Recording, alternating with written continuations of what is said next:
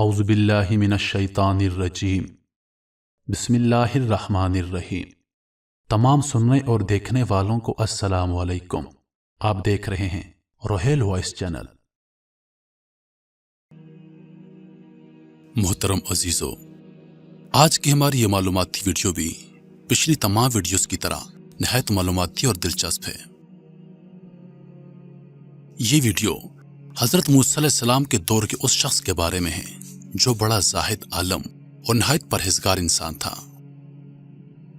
یہ شخص حضرت موسیٰ علیہ السلام کے دور کا سب سے بڑا عالم تھا، جس کو اللہ پاک نے اسم اعظم بھی عطا کیا تھا۔ مگر یہ شخص اللہ پاک کے عذاب میں مبتلا ہو گیا اور ذلیل ہو کر مر گیا۔ یہ اپنے دور کا وہ واحد شخص تھا جس کی زیر پرستی ہمہ وقت 12,000 طالب علم موجود ہوا کرتے تھے، اور یہ ایک وقت میں 12,000 طالب علموں کو درس دیا کرتا تھا۔ مگر اللہ کا کرنا ایسا ہوا کہ جس زبان سے یہ طالب علموں کو درس دیا کرتا تھا، اسم اعظم پڑھا کرتا تھا، وہ زبان لٹک کر اس کے سینے پر آ گئی۔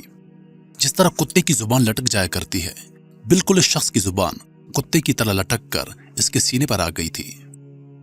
آخر کیوں؟ آخر اتنے بڑے عالم کا اس طرح بھیانک انجام کیوں ہوا؟ اس کی خطا کیا تھی؟ آخر وہ کون سا جرم تھا کہ جس کی وجہ سے اللہ پاک نے اسے اتنے شدید عذاب میں مبتلا کر دیا تھا؟ تو چلیے مزید جاننے کے لیے آگے بڑھتے ہیں۔ بلعام بن باورا کون تھا؟ یہ شخص اپنے دور کا بہت بڑا عالم اور عابد و زاہد انسان تھا۔ اس شخص کو اسم اعظم کا بھی علم تھا اور بہت ہی مستجاب الدعوات تھا کہ اس کی دعائیں بہت زیادہ مقبول ہوا کرتی تھی۔ اس کے شاگردوں کی تعداد بھی بہت زیادہ تھی۔ مشہور یہ ہے کہ اس کے درسگاہ میں طالب علموں کی تعداد 12,000 تھی۔ جب حضرت موسیٰ علیہ السلام قوم جبارین سے جہاد کرنے کے لیے بنی اسرائیل کے لشکروں کو لے کر روانہ ہوئے تو بلعام بن باورا کی قوم اس کے پاس گھبراتی ہوئی آئی اور کہا کہ حضرت موسیٰ علیہ السلام بہت بڑا اور نہایت ہی طاقتور لشکر لے کر حملہ آور ہونے والے ہیں، اور وہ یہ چاہتے ہیں کہ ہم لوگوں کو ہماری زمینوں سے نکال کر یہ زمین اپنی قوم بنی اسرائیل کو دے دیں۔ اس لیے آپ حضرت موسیٰ علیہ السلام کے لیے ایسی بدعا کر دیجئے کہ وہ شکست کھا کر واپس چلے جائیں۔ آپ چونکہ مستجاب الدعوات ہیں، اس لیے آپ کی دعا ضرور قبول ہوگی۔ یہ سن کر بلعام بن باورا کانپ اٹھا اور کہنے لگا، تمہارا برا ہو، خدا کی پناہ، حضرت موسیٰ علیہ السلام اللہ کے رسول ہیں اور ان کے لشکر میں مومنوں اور فرشتوں کی جماعت ہے، ان پر بھلا میں کیسے اور کس طرح بددعا کر سکتا ہوں؟ لیکن اس کی قوم نے رو رو کر اور گڑ گڑا کر اس طرح اصرار کیا کہ اس نے یہ کہہ دیا کہ استخارہ کر لینے کے بعد اگر مجھے اجازت مل گئی تو بددعا کر دوں گا۔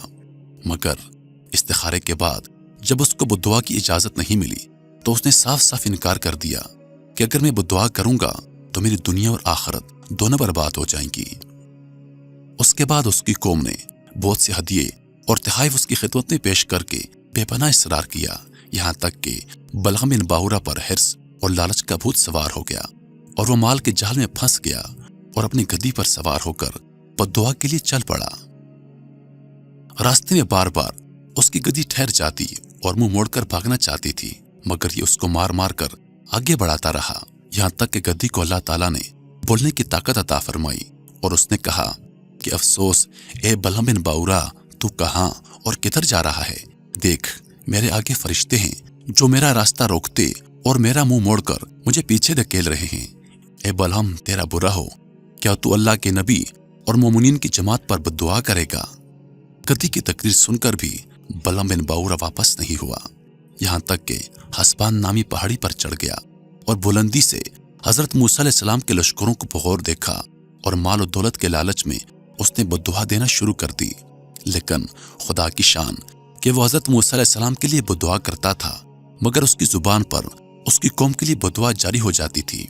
یہ دیکھ کر کئی مرتبہ اس کی قوم نے ٹوکا کہ اے بلعام بن باورا، تم تو الٹی دعا کر رہے ہو۔ تو اس نے کہا کہ اے میری قوم، میں کیا کروں؟ میں بولتا کچھ اور ہوں اور میری زبان سے کچھ اور ہی نکلتا ہے۔ پھر اچانک اس پر یہ عذاب الہی نازل ہو گیا کہ ناگہاں اس کی زبان لٹک کر اس کے سینے پر آ گئی۔ اس وقت بلعام بن باورا نے اپنی قوم سے رو کر کہا کہ افسوس، میری دنیا اور آخرت دونوں برباد ہو کر رہ گئی ہیں۔ میرا ایمان جاتا رہا اور میں غضب جبار میں گرفتار ہو گیا۔ اب میری کوئی دعا قبول نہیں ہو سکتی، مگر میں تم لوگوں کو مکر کی ایک چال بتاتا ہوں۔ تم لوگ ایسا کرو تو شاید حضرت موسیٰ علیہ السلام کے لشکروں کو شکست ہو جائے۔ تم لوگ ہزاروں خوبصورت لڑکیوں کو بہترین پوشاکیں اور زیورات پہنا کر بنی اسرائیل کے لشکروں میں بھیج دو۔ اگر ان کا ایک آدمی بھی زنا کرے گا تو پورے لشکر کو شکست ہو جائے گی۔ چنانچہ بلعام بن باورا کی قوم نے اس کے بتائے ہوئے مکر کا جال بچھایا اور بہت سی خوبصورت اور دوشیزاؤں کو بناؤ سنگار کرا کر بنی اسرائیل کے لشکروں میں بھیجا، یہاں تک کہ بنی اسرائیل کے ایک رئیس ایک لڑکی کے حسن و جمال پر فریفتہ ہو گیا اور اس کو اپنی گود میں اٹھا کر حضرت موسیٰ علیہ السلام کے سامنے لے گیا اور فتویٰ پوچھا کہ اے اللہ کے نبی، یہ عورت میرے لیے حلال ہے یا نہیں؟ آپ نے فرمایا کہ خبردار، یہ تیرے لیے حرام ہے، فوراً اس کو اپنے سے الگ کر دے اور اللہ کے عذاب سے ڈر۔ مگر اس رئیس پر غلبہ شہوت کا ایسا زبردست بھوت سوار ہو گیا تھا کہ وہ اپنے نبی کے فرمان کو ٹھکرا کر اس عورت کو اپنے خیمے میں لے گیا اور زناکاری میں مشغول ہو گیا۔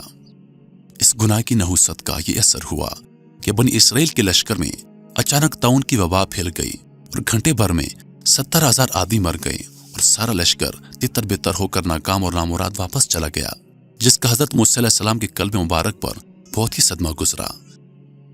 بلعام بن باورا پہاڑ سے اتر کر دربار الہی میں مردود ہو گیا۔ آخری دم تک اس کی زبان اس کے سینے پر لٹکتی رہی اور وہ بے ایمان ہو کر مر گیا۔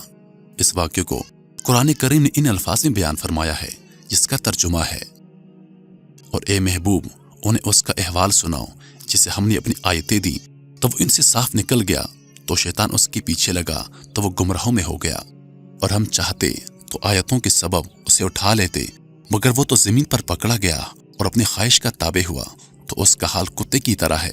تو اس پر حملہ کرے تو زبان نکالے اور چھوڑ دے تو زبان نکالے۔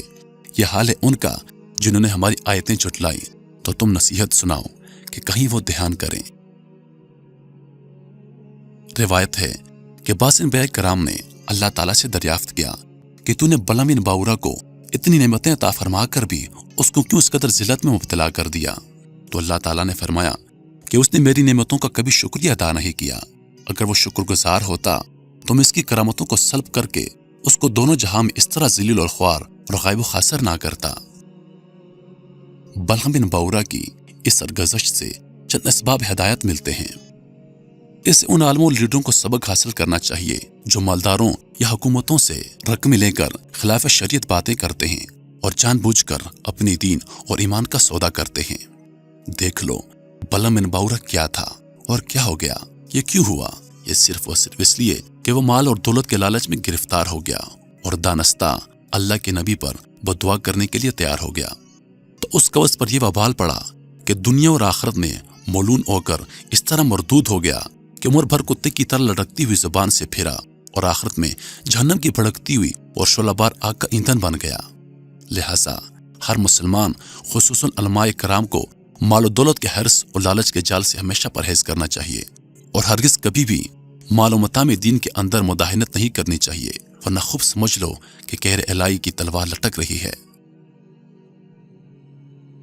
اس سانے سے عام مسلمان بھی یہ سبق سیکھیں کہ حضرت موسیٰ علیہ السلام کا لشکر جس میں ملائکہ اور مومنین تھے، ظاہر ہے کہ اس لشکر کے ناکام ہونے کا کوئی سوال ہی پیدا نہیں ہوتا تھا، کیونکہ یہ ایسا روحانی لشکر تھا کہ ان کے گھوڑوں کی ٹاپ سے پہاڑ لرز جایا کرتے تھے، مگر صرف ایک بدنصیب کے گناہ کے سبب ایسی نحوست پھیل گئی کہ ملائکہ لشکر سے بھاگ گئے، اور طاعون کے عذاب نے پورے لشکر میں ایسی ابتری پھیلا دی کہ پورا لشکر بکھر گیا اور یہ فوج ناکام و نامراد ہو کر پسپا ہو گئی۔ اس لیے مسلمانوں کے لیے لازم ہے کہ اگر وہ کفار کے مقابلے میں فتح یاب ہونا چاہتے ہیں تو ہر وقت گناہوں اور بدکاریوں کی نحوستوں سے بچتے رہیں، ورنہ فرشتوں کی مدد ختم ہو جائے گی اور مسلمانوں کا رعب کفار کے دلوں سے نکل جائے گا، اور مسلمانوں کو نہ صرف ناکامی کا منہ دیکھنا پڑے گا بلکہ ان کی عسکری طاقت ہی فنا ہو جائے گی اور پوری قوم صفحہ ہستی سے مٹ جائے گی، نعوذ باللہ۔ محترم عزیزو، امید کرتا ہوں کہ آپ لوگوں کو یہ ویڈیو پسند آئی ہوگی۔ اگر آپ لوگوں کو ہماری ویڈیوز پسند ہیں تو ہم سے اپنی رائے کا اظہار کامنٹ کے ذریعے ضرور کیجیے، اور مزید ویڈیوز دیکھنے کے لیے ہمارے چینل کو سبسکرائب کریں، اور دن کے تازہ ترین اپڈیٹس کے لیے چینل پر موجود گھنٹی کے بٹن کو دبا دیں تاکہ ہماری ویڈیوز سب سے پہلے آپ تک پہنچے۔ اپنی دعا میں یاد رکھیے گا، زندگی رہی تو اگلی بار ایک اور ویڈیو لے کر آپ کی خدمت میں حاضر ہوں گا۔ تب تک کے لیے خدا حافظ۔ اللہ پاک آپ سب کا حافظ و نگہبان۔ وعلیکم السلام۔